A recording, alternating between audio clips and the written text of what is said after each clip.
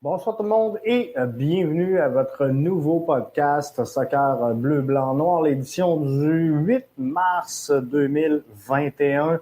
Jeff qui est là avec vous ce soir pour l'idée ce podcast-là. Un podcast donc qui est exclusif bien sûr à nos membres.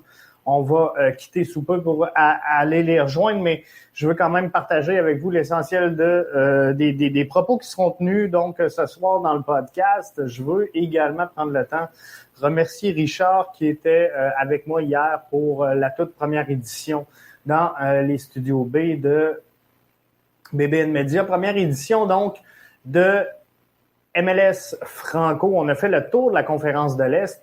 On va avoir la même chose dimanche prochain, mais cette fois-ci pour la conférence de l'Ouest. Beaucoup de commentaires, beaucoup de messages.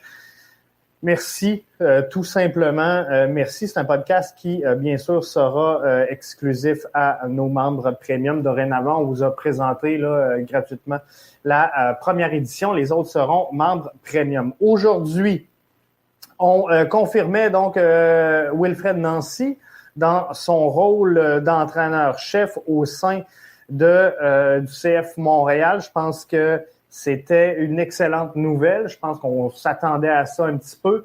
C'est exactement ce vers quoi on pensait ici à BBN Media que ça allait se diriger. Et c'est ce qu'on a confirmé. On pensait également que ça se ferait en début de semaine avec l'ouverture des camps. Donc, tout rentrait dans l'ordre selon ce qu'on vous avait annoncé ici à BBN Media un petit peu plus tôt dans la semaine dernière. Donc ça, c'est fait, c'est confirmé. Grosse discussion aujourd'hui avec Wilfred Nancy et Olivier Renard. Rapidement comme ça, ce qui ressort, 6 au 15-16 avril, poursuite du camp à Orlando. Le 8 et le 11 avril, match préparatoire, début de saison à Miami au stade de l'Inter. CF qui va aller s'établir du côté de Fort Lauderdale en Floride. Alors, il nous dit les Canadiens ont gagné. sont forts, les Canadiens. Mais ce soir, je veux qu'on se parle, gang, de l'ambition pour 2021 du CF Montréal. Sincèrement, je dirais pas que je suis déçu. Très content de la nomination de Wilfred Nancy au sein de cette équipe-là. Je pense que c'était le meilleur candidat qu'on pouvait avoir dans les circonstances. Je crois que c'était l'homme également de la situation. Puis je pense pas que ce soit un choix de circonstances. Je pense, et je veux que ce soit clair, je pense que Wilfred Nancy méritait le poste qu'il obtient, donc successeur de Thierry Henry, et c'est amplement mérité. Où est-ce que j'en ai? C'est dans les questions que j'ai formulées aujourd'hui à Wilfred et à Olivier. C'était au niveau des ambitions, donc, pour cette semaine-là. Première moitié de saison à Miami, deuxième, qui sait, croise les doigts, nous dit Eric. On espère. On aimerait vraiment ça, les voir pouvoir évoluer ici. Ça serait merveilleux. On va voir comment que toute cette pandémie-là va nous affecter. Mais j'en reviens donc aux commentaires que je faisais. Faut viser la Lune parce qu'au moins, si vous échouez, vous finissez dans les étoiles. Ça, c'est Oscar Wilde qui disait ça. Faut viser la Lune parce qu'au moins, si vous échouez, vous finissez dans les étoiles. Au cours des 4 dernières saisons, l'Impact, à 3 reprises, a manqué les séries d'après-saison. L'an passé, Thierry Henry a réussi à amener cette formation-là en série d'après-saison. Et certains diront, Jeff, c'est une question de circonstances, puis c'était plus facile de faire les séries. Non, c'est pas vrai que c'était plus facile de faire les séries l'an passé, parce qu'il y avait oui, il y avait une largesse au niveau de qui pouvait accéder aux séries, mais d'un autre côté, la saison était beaucoup plus difficile à jouer en réalité. Donc, un dans l'autre, je pense pas que c'était plus facile et de participer aux séries la saison dernière. que ce l'était en 2019, en 2018, en 2017. Bref, c'est mon point de vue, puis ça se peut qu'on le partage pas, mais c'est pas grave. Le point, il est pas là. Le point que je veux amener, c'est que au cours de toutes ces années-là, l'Impact de Montréal a été en transition. Et là, cette année, l'Impact devient le CF Montréal. Thierry Henry quitte, mais on a une continuité dans le projet sportif.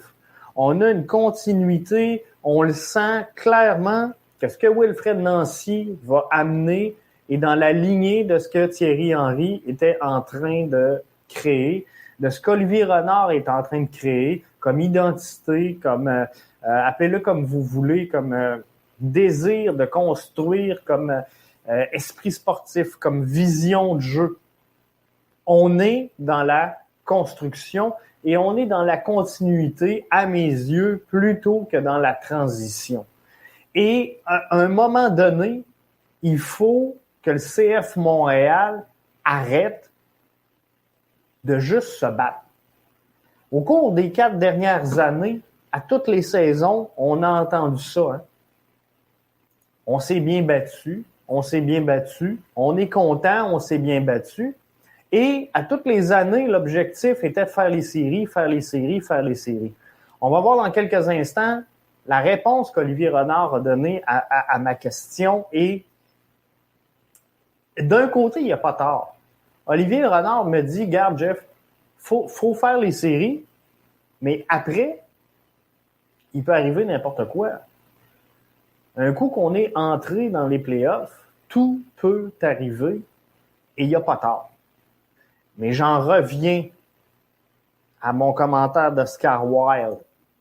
Si il faut viser la Lune, parce qu'au moins, si vous échouez, vous finissez dans les étoiles. Et j'en profite pour y aller avec un commentaire d'Éric. English Premier League vont avoir des partisans dans les estrades à partir du mois prochain. C'est bon signe pour nous. Oui, et j'ai partagé un tweet aujourd'hui, puis là, je n'étais pas prêt à répondre à cette question-là, je vais être franc, Éric, mais je pense que c'est Houston qui vont jouer devant 6000 personnes. Je suis pas certain de ce que je vous dis, puis je veux pas lancer comme ça sur le fly, mais allez scroller un petit peu mes réseaux sociaux aujourd'hui. Vous allez voir, j'ai partagé ça. Je pense que c'est Houston qui devrait jouer devant 6000 partisans. Donc ça, c'est bon signe. Alors, moi, ce que je dis, comment il faut viser la Lune parce qu'au moins, si vous échouez, vous finissez dans les étoiles. Et on peut pas. Faut arrêter en tant que club, en tant que formation, de juste se défendre, de juste se battre et de juste entrer en série. Puis Olivier Renard n'a pas tort quand il dit « Jeff, si on rentre en série, après tout est possible, c'est vrai. Mais si je regarde, puis hier, dans le podcast MLS Franco, je vous ai présenté ce qui était, à mes yeux, le top 10. Le top 3, puis un peu l'allure que pourrait avoir le classement dans l'Est. Mais demain matin, demandez au Crew de Columbus, demandez à l'Union, demandez à Orlando City si l'objectif, c'est de faire les séries. Ils vont vous dire, non, on n'est pas là pantoute. Et comprenez-vous, c'est ça qu'il faut aller chercher. Je vais poursuivre donc avec les membres premium seulement pour aller au bout de mon idée. Donc, merci à tous ceux qui ont été avec nous à venir jusqu'à date. www.bbnmedia.com pour suivre le reste de l'émission que je coupe à l'instant. Mais c'est clair que au cours des prochaines semaines, cette formation-là qui est en place et qui se construit petit à petit est en train de poser les briques d'un projet de construction qui est intéressant, d'un projet de construction qui est large. C'est Houston et Austin qui, selon Eric, donc, faisait partie des équipes qui auront des gens dans les estrades. Donc, tout ça pour revenir à Olivier Renard, je vais vous faire écouter la réponse à ma question. Dans le fond, ma question, elle est très simple. C'est, Olivier, ça fait 3-4 ans qu'on est en transition. Une signature comme celle de Nancy, elle est dans la continuité de ton projet sportif. Est-ce que il y a une aspiration à aller plus loin en vertu de ça en 2021? On écoute la réponse d'Olivier Renard. Transition, pour moi, n'est pas exactement, je l'avais déjà déclaré l'année passée, je pense, je suis plus dans un mode de construction que de transition. Donc, vous l'avez vu, beaucoup de nouveaux joueurs. C'est ça qui fait aussi la force de notre connexion maintenant avec Will, c'est que dans la construction de la maison, les premières briques qui ont été posées, il fait partie des gens qui ont commencé à mettre des briques pour monter ce mur. Donc, j'ai envie de continuer avec lui, le club a envie de continuer avec lui, et c'est pour ça que après, au niveau des ambitions, c'est un championnat qui nous permet de faire en 2 temps, c'est-à-dire la première chose à faire, c'est de se qualifier pour les séries. Et à partir du moment où tu es en série, tu peux avoir des autres ambitions. Mais je crois que tant que les séries ne sont pas commencées, il faut se qualifier. Donc ça, c'est le premier objectif.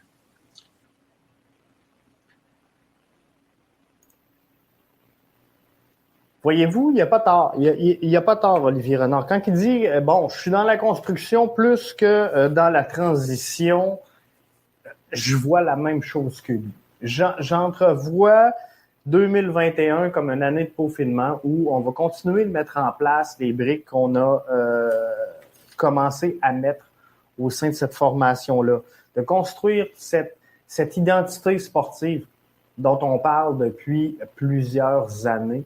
Je crois sincèrement que Wilfred Nancy est l'homme de la situation pour aider cette formation-là à aboutir et à construire son identité, construire le club, construire avec ses gens.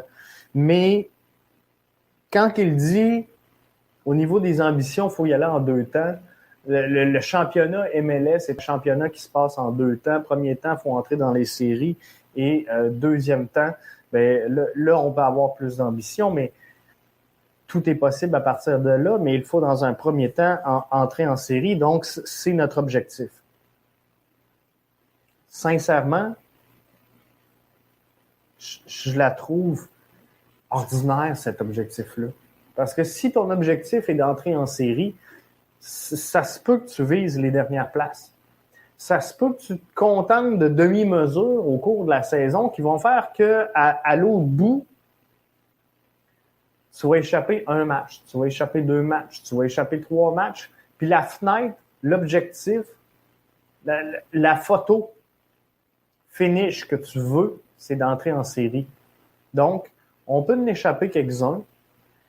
Si la photo finish, c'est de dire, nous autres, à Montréal, on a un club de champions. Nous autres, à Montréal, on veut gagner des matchs. Nous autres, à Montréal, on veut soulever cette fameuse Coupe MLS dont on n'a jamais mis la main dessus dans notre histoire. Et c'est à partir de cette année qu'on commence à construire ça. Nous autres, on vise le sommet. Il faut vendre ce projet-là. Premier endroit, c'est dans ton vestiaire. C'est au sein de ton entraîneur. Donc, quand publiquement tu sors pour dire, regarde, on va faire les séries, on espère. Après ça, on verra. Ça manque un peu de grinta. À mon goût, à moi. Puis, si je regarde le classement de l'Est et les équipes qui sont là, sincèrement, gang, je peux pas placer l'Impact de la saison dernière qui a fait cette transition-là vers le CF Montréal dans le top 3. On va être franc, on peut pas le faire. Et si je regarde les positions de tête, je pense au Crew de Columbus, qui sont allés chercher 4 vétérans. On l'a montré dans le podcast hier. Mais le Crew de Columbus a mis la main sur 4 gros vétérans qui vont les aider à traverser cette saison-là et à aller chercher finalement ce qui leur manque en fin de saison, justement pour viser ce sommet-là et rester au sommet.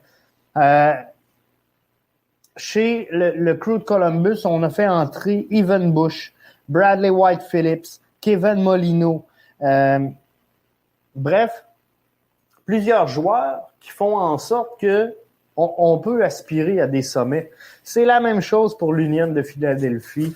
C'est la même chose pour Orlando City. C'est des formations donc qui vont se battre tout au long de l'année pour le sommet et vont jamais se questionner à savoir on va-tu rentrer en série. L'objectif de ces formations-là n'est pas d'entrer en série, mais de viser plus haut.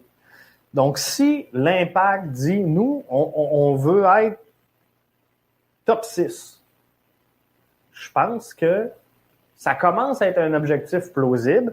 Ça les met, oui, dans les séries, mais les séries ne deviennent pas un objectif. Comprenez-vous?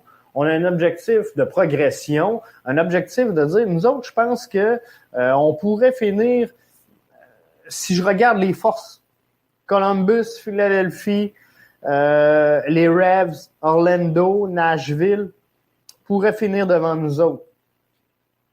Mais ça fait quoi ça? Columbus, l'Union, les Revs, Orlando, Nashville, 5 clubs, on peut pas être dans le top 5. Et il va peut-être y avoir une lutte, là, mais ça va être serré. Il y a Toronto qui seront pas très loin et on le sait. Mais on peut-tu être dans le milieu? Et ça, c'est la question que je vous ai posée aujourd'hui sur Twitter. Comment vous entrevoyez le CF Montréal cette saison? 15% les voient dans le top 5. Et moi, je vous le dis, les gars, les filles, vous mettez des lunettes roses, là. C'est impossible que le CF Montréal finisse, en tout cas, à moins d'une surprise majeure dans le top 5. Et le 18% qu'ils voient dans le bottom 4, c'est impossible. C'est impossible. Et également, je pense que il y a trop d'équipes moribondes présentement. Puis la pandémie a frappé tout le monde.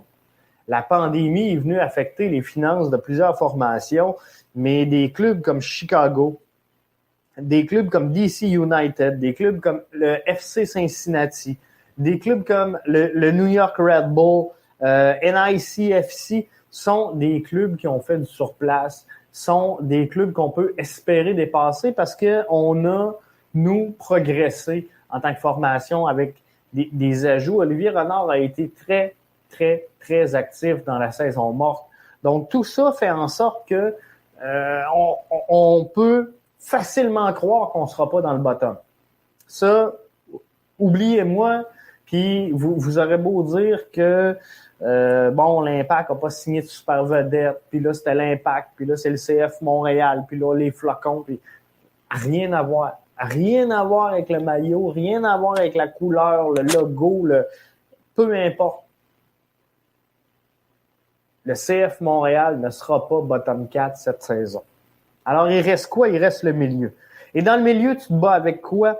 Tu te bats avec Nashville, avec l'Inter de Miami, avec Toronto FC, avec Atlanta United. Et je pense qu'on peut dire, regarde, nous, dans ce peloton-là, là, on va viser la tête du peloton. Et là, si tu vises la tête, ben ça se peut que tu perdes une ou deux manches. Ça se peut qu'il y ait quelques accros. Ça se peut que tu aies des blessures. On sait qu'il va y avoir des joueurs qui vont quitter. Hein. On a une dizaine de joueurs qui quittent la formation pour aller rejoindre les sélections nationales de différents pays. Alors, ça se peut qu'on échappe quelques matchs. Rajoute à ça les blessures. Rajoute à ça le voyagement, le dépaysement, la morale des troupes. On le sait, 2020 n'a pas été facile pour les équipes canadiennes. Et ça ressemble. On est un peu dans le même bateau pour 2021, du moins pour la première moitié de la saison. Alors, je crois sincèrement qu'on peut échapper quelques matchs. Mais, par contre, si on vise d'entrer en série, Premier flash, c'est quoi? Tu vises la dernière place d'ascension. Tu vises la porte d'entrée. Moi, je veux pas viser la porte d'entrée parce que si tu vises la porte d'entrée, il y a trop de chances qu'on fasse comme la saison dernière et qu'on rentre justement par la porte de côté ou la porte d'en arrière. Moi, je veux qu'on rentre en série au CF Montréal, la tête bien haute et qu'on dise, garde, notre succès, on se le doit à l'effort collectif qu'on a fait sur le terrain. On l'a fait avec Wilfred Nancy, qui a été nommé entraîneur-chef cette saison-ci, un homegrowner qui a construit avec nous autres cette équipe-là au cours des dernières années.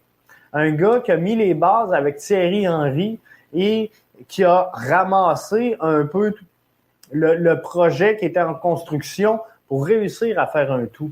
Moi, je veux que cette formation-là dise, regarde, nous, on est fiers d'être Montréalais, on est fiers de ce qu'on représente, on est fiers de notre formation et on est fiers de ce qu'on peut faire collectivement, même si on n'est pas la formation qui a le plus gros budget, même si on n'est pas la formation qui a les meilleurs moyens, les meilleures installations, on est capable de se battre avec le milieu. On est capable facilement de viser la 6e place. Et si on vise la 6, ça se peut qu'on tombe 7, qu'on tombe 8. Mais si on vise la 9, ça se peut qu'on tombe 10, qu'on tombe 11. Et qu'on soit exclu du portrait des séries, qu'on dise « Hey, on l'a échappé par ça. » Puis là, là, toutes les défaites sont bonnes rendues là.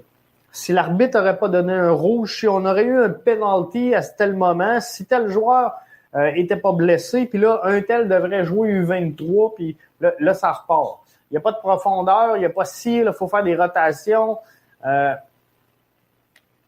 Si on veut éviter tout ça, donnons-nous un peu d'ambition. Donnons-nous la capacité d'avancer. Puis quand je vous dis, là, des clubs qui n'ont rien à offrir, là, DC United a changé de coach. Beaucoup plus de sorties que de out, que de in. Ce sera pas facile de construire là-bas. Chicago sont en virage jeunesse. On a ajouté un peu de profondeur, mais pas trop. Et Chicago vit les mauvaises années qu'on a vécues à l'époque de l'Impact de Montréal où ils savent plus trop où se tirer, sont en train de mettre de la profondeur, mais ils n'ont pas de banc. Bref, il faudra voir tout ça, mais on peut facilement se battre avec ces formations-là. FC Cincinnati, qui sont en construction, énormément de besoins là-bas. Quelle bonne acquisition, Brenner. Brenner, tu me l'offres, je le prends demain matin. Le contrat est peut-être un peu cher, mais je pense qu'il y aura un retour sur l'investissement quand même assez intéressant du côté de Brenner. Mais ça ne sera pas assez pour changer le visage de cette formation-là qui va se battre encore avec les dernières places.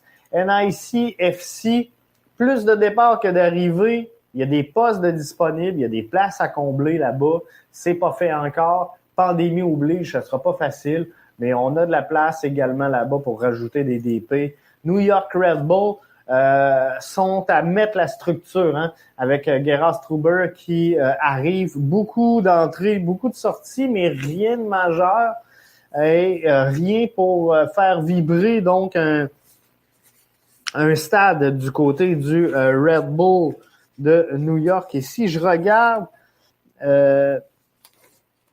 rapidement comme ça, je vais juste aller chercher New York Red Bull, à part l'entraîneur-chef. On a rentré Luca Lewis, homegrowner donc de Red Bull 2, Andrés Reyes qui n'a plus de faits qu'il en a à faire dans le circuit de la MLS, on va se le dire. Mais sinon, il n'y a pas d'entrée majeure, alors ça va être difficile. Ça va être difficile pour les New York Red Bulls cette saison-ci. Alors, on peut se battre facilement. Mais pour ça, il faut avoir l'ambition un peu et surtout une ambition un peu plus élevée que de faire les séries. En tout cas, c'est mon point de vue. Je le vois comme ça. Et je suis tanné qu'on se batte à toutes les années. Je suis tanné qu'on vise la dernière place à toutes les années. Je suis tanné que à toutes les années, on soit déçu en se disant « Tabarouette, on aurait aimé ça, hein, goûter un peu plus de soccer. On aurait aimé ça, goûter un peu plus la série d'après-saison. On aurait aimé ça, voir un petit peu plus. » Bref, je pense qu'il y a de la place. Il y a de la place, sincèrement, pour un peu plus d'ambition au sein de cette formation-là. Il y a de la place pour rajouter de la hargne. Et savez-vous quoi? Malgré tout, et je vais terminer ça sur une note positive, je pense que dans la transition, pas la transition, mais Olivier Renard l'a bien dit, dans la construction qu'il est en train de faire présentement, j'ai confiance parce que il veut ajouter de l'attitude. Il l'a dit. Il veut ajouter des joueurs qui ont cette hargne à jouer, qui ont ce désir de gagner, et qui ont cette capacité de l'exprimer sur le terrain. Et tout ça, même si on a un collectif qui individuellement a des caractères forts, je pense que ça va amener une saine compétition au sein de cette formation-là. Et tranquillement, pas vite, on va voir les brides. Et c'est sûr qu'Olivier Renard, présentement dans sa position, peut pas nécessairement s'avancer et dire nommer Wilfred Nancy et dire Wilfred, aujourd'hui, j'annonce aux médias qu'on vise le top 3 et il va avoir l'air un peu fou. Puis là, Wilfred va être pris avec une patate chaude. Donc, je comprends qu'on rabaisse un peu les ambitions, mais je veux plus que ma formation de cœur se batte match après match. À un moment donné, tu peux pas avoir l'ambition de te battre. Tu comprends? Faut qu'il y ait des matchs faciles. Faut qu'il y ait des matchs où tu domines ton adversaire. Et je veux pas qu'on arrive contre Chicago, contre DC United, contre NICFC, contre Red Bull et qu'on se dise pas été facile à soir, on s'est bien battu. Non. Il y a des matchs que ton équipe, clairement, doit être une coche en haut de son adversaire et ça doit être démonstratif. Le CF Montréal doit arriver à ça. Le CF Montréal doit réussir à amener ce niveau-là de jeu qui va faire en sorte que les gars vont pouvoir se dire, non pas sa place publique, puis ça peut rester dans le vestiaire, mais que les gars aient assez de confiance, mais d'humilité en même temps, pour se dire, ce soir, on joue contre Chicago, faut pas que ça soit dur, faut pas qu'on se batte. Il faut gagner ce match-là. Et il n'y a aucune raison qu'on quitte le terrain ce soir et qu'on n'aille pas 3 points additionnels au classement. Il y a des matchs comme ça que tu dois gagner. Je pense que ça sera le cas contre Cincinnati. Ça sera le cas contre DC United. Ça sera le cas contre Chicago Fire. Ça sera le cas contre les Red Bull. Ça sera le cas contre NICFC. Et NICFC pourra se battre à quelques matchs. Puis eux autres pourront dire, regarde, on s'est bien battu, puis ça sera leur ambition, puis c'est correct. Mais moi, je veux pas rivaliser avec ces clubs-là de bottom 4. Moi, je veux rivaliser avec le sommet du milieu pour que l'an prochain, on puisse se dire, oh, l'an passé, on est rentré en série, on était 6e. Cette année, là, on vise le top 5. Cette année, on va connaître encore plus de succès. Et c'est comme ça qu'on va mettre en place la marche vers l'ascension du championnat MLS. Donc, il faut viser la lune parce qu'au moins, si vous échouez, vous finissez dans les étoiles. Merci, Oscar. Tu as le mot de la fin pour le podcast de ce soir. Ciao, bye.